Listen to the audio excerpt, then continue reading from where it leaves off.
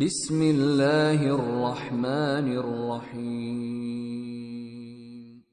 استغفر اللہ استغفر اللہ استغفر اللہ، کثرت سے استغفار پڑھتے رہیں، کثرت سے استغفر اللہ۔ اور استغفر اللہ صرف یہ نہیں کہ گناہوں سے معافی مانگنے کے لیے، اس کے بے شمار فوائد ہیں، لاتعداد فوائد ہیں۔ حضرت نوح علیہ السلام نے اسی کا فائدہ اولاد کی تربیت کے حوالے سے آپ نے ارشاد فرمایا اولاد میں برکت کے لیے بھی استغفار ہے۔ اگر بارش کی برسات نہیں ہو رہی تو بارش کے لیے بھی استغفار ہے، دولت کے لیے بھی استغفار ہے۔ استغفار تو آپ کو مستجاب الدعوات بنا دیتا ہے، یہ تو ایسا وظیفہ ہے کہ آپ کی دعائیں قبول ہوتی ہیں۔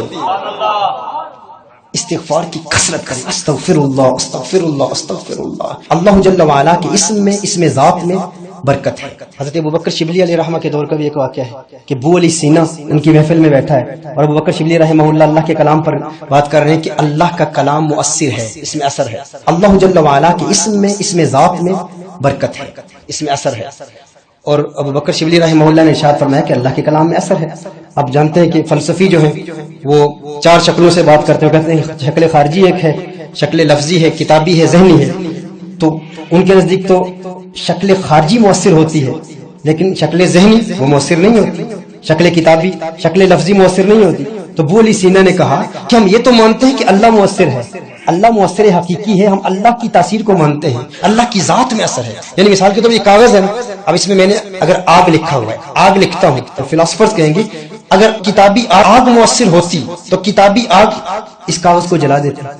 آپ آگ کے بارے میں سوچتے تو آپ کا ذہن جل جاتا، آگ کا تلفظ کرتے تو آپ کی زبان جل جاتی۔ فلسفیوں کے نزدیک کتابی، ذہنی اور لفظی یہ مؤثر نہیں ہوتے، وہ کہتے ہیں شکل خارجی ہی مؤثر ہوتی، وہی حقیقی ہوتی ہے۔ تو ابو علی سینا نے ابوبکر شبلی سے کہا کہ یہ کیسے ممکن ہے، تم کہتے ہو کہ اللہ کے کلام میں تاثیر ہے، ہم اللہ کو مؤثر مانتے ہیں، ذات کو مؤثر مانتے ہیں، لیکن ان تینوں کو ہم مؤثر نہیں مانتے۔ ابوبکر شبلی رحمہ اللہ والے تھے، انہوں نے کہا تو گدھا ہے، تجھے کون سمجھائے، تو گدھا ہے۔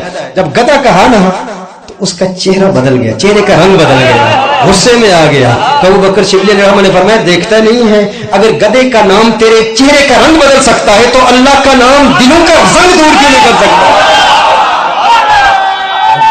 اللہ کا نام دلوں کا زنگ دور کیوں نہیں کر سکتا؟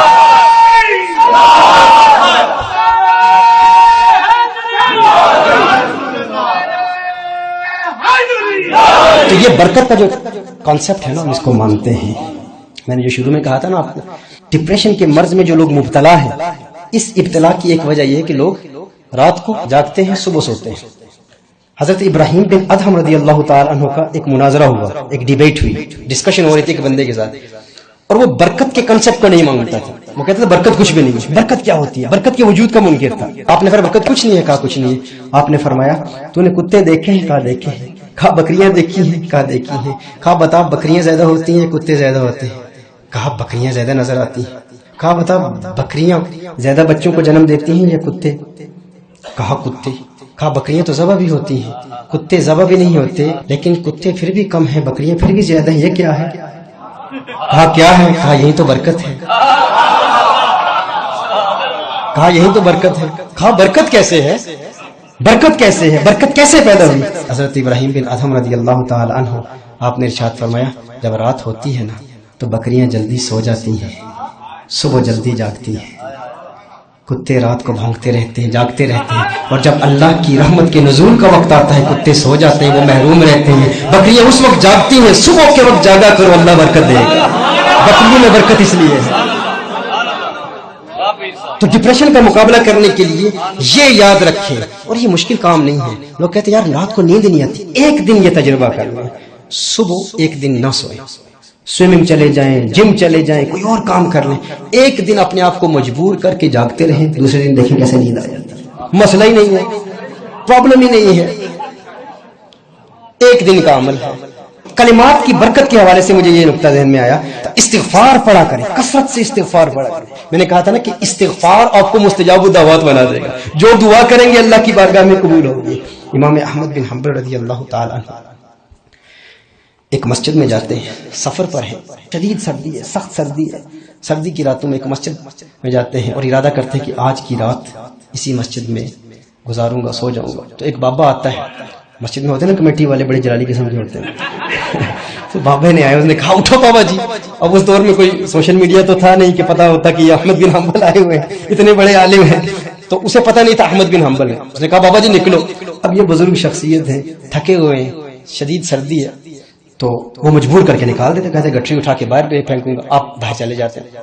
جب باہر جاتے ہیں تو مسجد سے نکل کے بائیں جانب دیکھتے ہیں کہ ایک نان بھائی کی ایک دکان ہے, وہ تنور پر روٹیاں پکا رہا ہے, اور جب وہ پیڑے لگاتا ہے تنور میں تو کہتا ہے استغفر اللہ استغفر اللہ استغفر اللہ. روٹی لگاتا ہے, روٹی نکالتا ہے, رکھتا ہے, استغفر اللہ. تو آپ فرماتے ہیں مجھے سخت سردی لگی ہوئی ہے, یہاں آگ ہے یہاں پر, اگر تو اجازت دے تو یہاں آج رات گزار لوں, آج رات یہاں پر سو جاؤں. اس نے کہا بابا جی سو جاؤ, آپ آرام کریں. تو آپ دیکھتے رہے, اسے بڑی محبت بڑی نگاہوں سے دیکھ رہے ہیں کہ بار بار وہ استغفار پڑھ رہا ہے, استغفر اللہ استغفر اللہ. اس نے کہا بڑے میاں کیا دیکھ رہے ہو, بار بار آپ مجھے دیکھ رہے ہیں. تو آپ نے فرمایا مجھے یہ تیری استغفار پڑھنے کی ادا بڑی پسند آئی, تو بار بار استغفار پڑھ رہا ہے, استغفر اللہ استغفر اللہ استغفر اللہ. اس نے کہا کہ بڑے میاں کیا بات کرتے ہیں, اسی کی تو بہاریں ہیں, اسی کی تو برکتیں ہیں. کہا کیا برکتیں؟ کہا جب سے استغفار پڑھنا شروع کیا ہے میں مستجاب الدعوات ہو چکا ہوں, جو دعا کرتا ہوں اللہ قبول فرماتا ہے, کوئی دعا رد نہیں ہوتی. فرمایا یہ بہت بڑا دعویٰ ہے, تو مستجاب الدعوات ہو چکا ہے, تو اتنا بڑا دعویٰ کر رہے ہیں, یعنی یہ تو بہت ولایت کا دعویٰ ہے نا. کہا بس اسی استغفار کی برکتیں ہیں. آپ نے فرمایا تو آج کیوں پڑھ رہا ہے؟ کہا آج اصل میں میری یہاں ڈیوٹی لگی ہوئی ہے, میری ساری دعائیں قبول ہو چکی ہیں, بس ایک تمنا, ایک خواہش, ایک آرزو ہے, ایک محدث ہے, فقیہ ہے, اس کی زیارت کرنا چاہتا ہوں, آج اس کی زیارت کی نیت سے پڑھ رہا ہوں. کہا کون ہے وہ؟ کہا جانتے نہیں, احمد بن حنبل, بڑا محدث ہے, بڑا فقیہ ہے, آج اس کے لیے پڑھ رہا ہوں. کہا پھر تیری دعا رنگ لائی ہے, دیکھتا نہیں آج احمد بن حنبل تجھے دیکھنے کے لیے آیا ہے.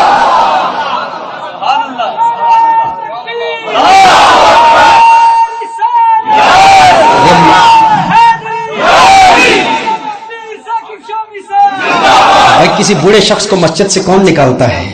وہ جو نکالنے والا تھا نا, وہ خود نہیں نکال رہا تھا, یہ اس کی استغفار کی مقناطیسی کشش تھی, میگنیٹک فورس آف اٹریکشن تھی, جو امام احمد بن حنبل کو سامنے لا رہی تھی, کیونکہ وہ دعا مستجاب الدعویٰ ہو چکا تھا. تیری دعا نہ اثر سے کبھی ملول ہوئی, ادھر زبان سے نکلی ادھر قبول ہو.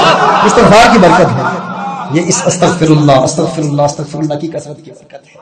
یہ پڑھتے رہا کریں.